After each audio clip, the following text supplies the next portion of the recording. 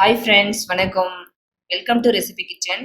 இன்னைக்கு நம்ம பார்க்க போற ரெசிபி வஞ்சர மீன் குழம்பு எப்படி செய்யுதுன்னு பார்க்கலாம். அதுக்கு தேவையான பொருட்களை பார்க்கலாம்.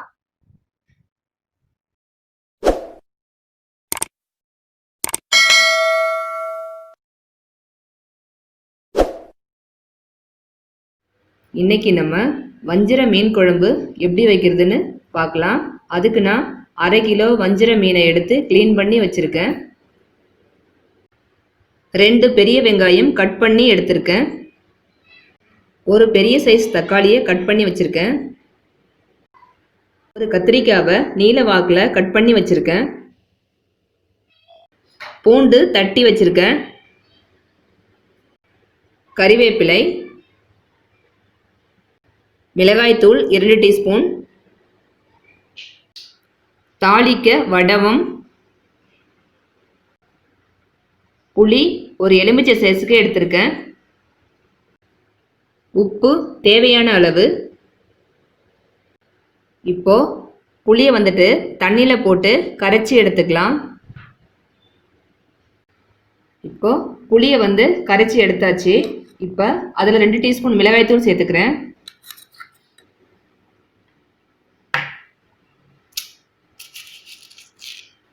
உப்பு தேவையான அளவு சேர்த்துக்கிறேன்.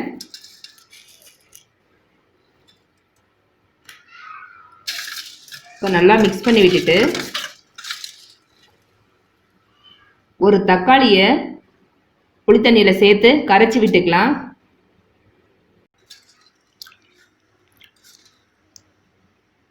இப்போ தக்காளியை கரைச்சி விட்டாச்சு. இப்போ புளிக்கரைசல் ரெடி ஆயிடுச்சு. அடுத்து நம்ம குழம்பு ரெடி பண்ணிக்கலாம். இப்போ அடுப்பு ஆன் பண்ணிட்டு அடுப்பில் ஒரு மண் சட்டி வச்சுட்டு தேவையான அளவுக்கு ஆயில் விட்டுக்கலாம்.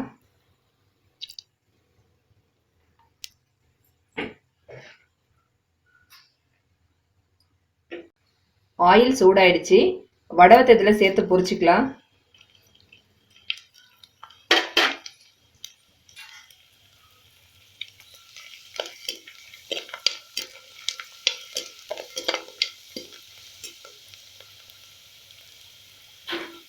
வடவம் பொரிஞ்சிருச்சு. இப்போ கறிவேப்பிலை சேர்த்துக்கிறேன்.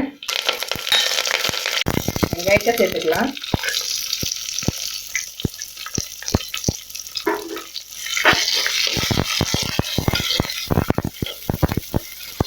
நல்லா வதங்குற வரைக்கும் கிளறி விட்டுக்கலாம். பூண்டு சேர்த்துக்கலாம்.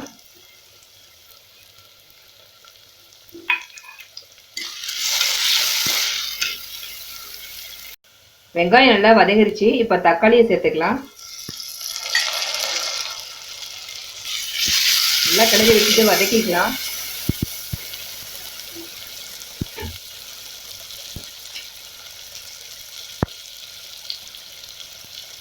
கொஞ்சமா மஞ்சள்தூள் சேர்த்துக்கிறேன்.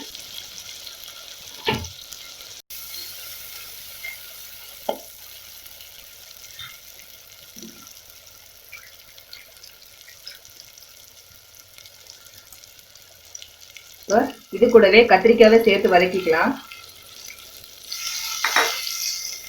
நல்லா வதங்குற வரைக்கும் கிளறி விட்டுக்கலாம்.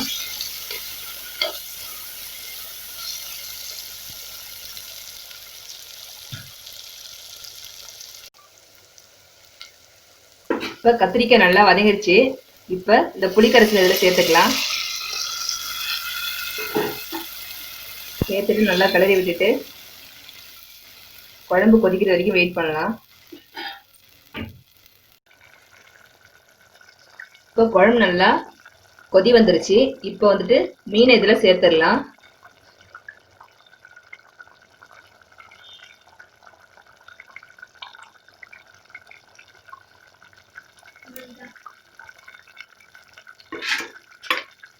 மீனை சேர்த்துட்டு கொஞ்ச நேரம் தட்டு போட்டு மூடி கொதிக்க விடலாம். இப்போ குழம்பு நல்லா சுண்டி வந்துருச்சு. இப்போ லாஸ்ட்டாக அடுப்பு ஆஃப் பண்ணிவிட்டு கறிவேப்பிலை சேர்த்து இறக்கிக்கலாம்.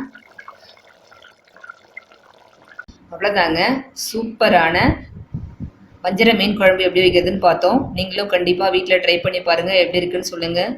இந்த வீடியோ உங்களுக்கு பிடிச்சிருந்ததுன்னா லைக் பண்ணுங்கள், ஷேர் பண்ணுங்கள், கமெண்ட் பண்ணுங்கள். மறக்காமல் சேனலை சப்ஸ்கிரைப் பண்ணுங்கள். தேங்க்யூ. You